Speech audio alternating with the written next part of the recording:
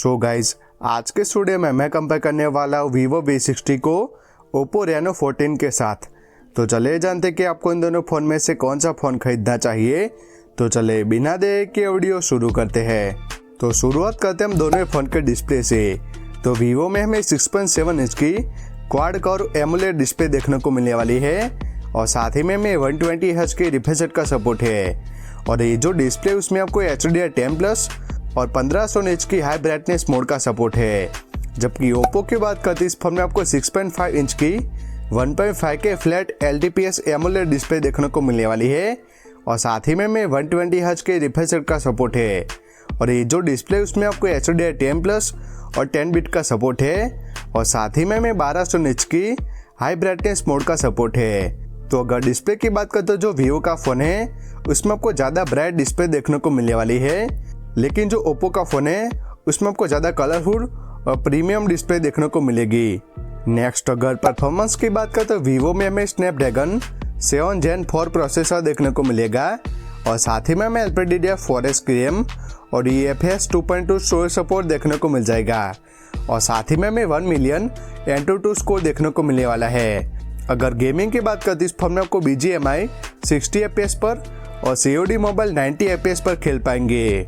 जबकि ओप्पो की बात करते इस फोन में आपको MediaTek Dimensity 8350 प्रोसेसर देखने को मिलेगा और साथ ही में हमें LPDDR5 की रैम और UFS 3.1 स्टोरेज सपोर्ट देखने को मिल जाएगा।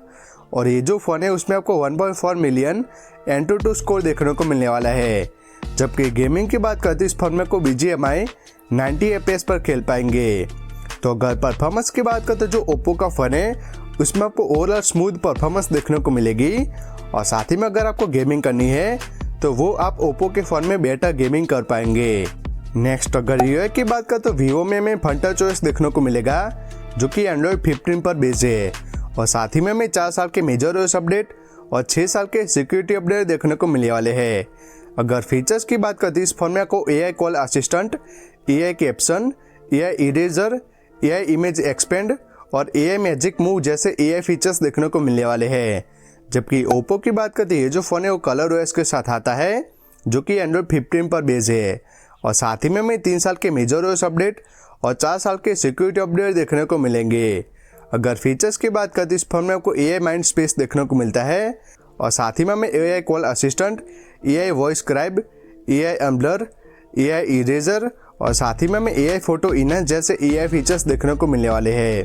तो अगर UI की बात करते जो Vivo का फ़ोन है उसमें आपको 1 साल का एक्स्ट्रा अपडेट देखने को मिलेगा, लेकिन जो ओप्पो का फ़ोन है उसमें आपको ज़्यादा फीचर्स देखने को मिलेंगे और साथ ही में जो ओप्पो की UI है वो ज़्यादा स्मूथ फील होती है।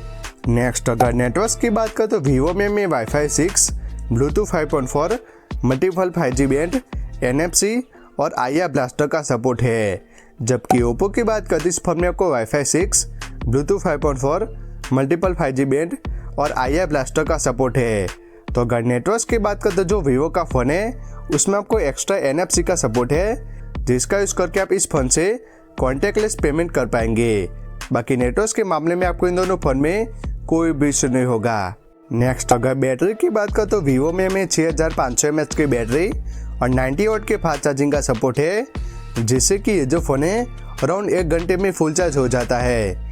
जबकि ओप्पो की बात करते इस फोन में आपको 6000 mAh की बैटरी और 80 वाट के फास्ट चार्जिंग का सपोर्ट है और ये जो फ़ोन है वो अराउंड 50 मिनट में फुल चार्ज हो जाता है। तो अगर बैटरी की बात करते तो जो Vivo का फ़ोन है उसमें आपको स्लाइटली ज़्यादा बैटरी लाइफ देखने को मिलेगा। बाकी दोनों फ़ोन से आपको आराम से 1 दिन से ज़्यादा का बैटरी लाइफ देखने को मिलने वाला है। लास्ट अगर कैमरास की बात करते तो Vivo में हमें 50 MB का मिररलेस विथ OIS जिसमें कि हमें Sony IMX 766 सेंसर देखने को मिलता है और दूसरे 50 MB का टेलीफोटो लेंस है और तीसरे 8 MP का अल्ट्रावाइड लेंस है और सामने की तरफ 50 MB का सेल्फी कैमरा देखने को मिलेगा और साथ ही में आप सारे लेंसेज से 4K 30 FPS तक वीडियो रिकॉर्डिंग कर पाएंगे।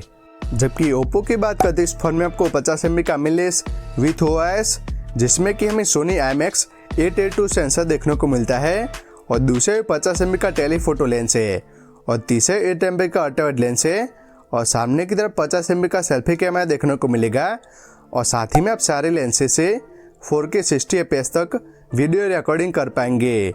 तो अगर कैमरास की बात करें तो जो वीवो का फ़ोन है उसमें आपको कलरफुल फ़ोटोज़ देखने को मिलेगी और साथ ही में आपको बेटर पोर्ट्रेट फ़ोटोज़ देखने को मिलने वाली है। लेकिन जो ओप्पो का फ़ोन है वो सारे सिनेरियोज़ में नेचुरल फ़ोटोज़ निकाल लेता है, जिससे कि जो ओप्पो का फ़ोन है वो वीवो के मुकाबले बेटर फ़ोटोज़ निकाल पाता है। बाकी वीडियोज़ के मामले में जो ओप्पो का फ़ोन है उसमें आपको बेटर वीडियो रिकॉर्डिंग देखने को मिलने वाली है। लास्ट अगर प्राइसिंग की बात करें तो वीवो V60 की जो प्राइस है वो 8GB रैम और 128GB मेमोरी के साथ 37,000 से शुरू होती है, लेकिन ऑफर्स के साथ आपको 33,000 में देखने को मिल जाएगा।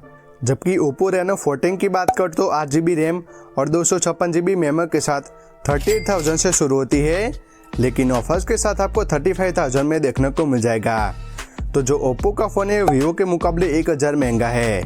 तो अगर ओवरऑल बात करें तो मेरे हिसाब से जो वीवो का फ़ोन है उसमें आपको ज़्यादा ब्राइट डिस्प्ले, थोड़ी सी बेटर बैटरी लाइफ और 1 साल का एक्स्ट्रा अपडेट देखने को मिलेगा और साथ ही में आपको कलरफुल फोटोज़ देखने को मिलने वाली है।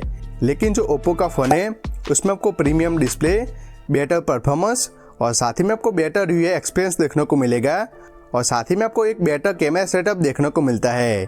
तो मेरे हिसाब से जो ओप्पो का फ़ोन है वो ज़्यादा वैल्यू फॉर मनी स्मार्टफोन है। तो मेरे हिसाब से आपको इन दोनों फ़ोन में से ओप्पो रेनो 14 की तरफ जाना चाहिए। तो कैसे लगे ये वीडियो कमेंट्स करके ज़रूर बताएं। Thank you.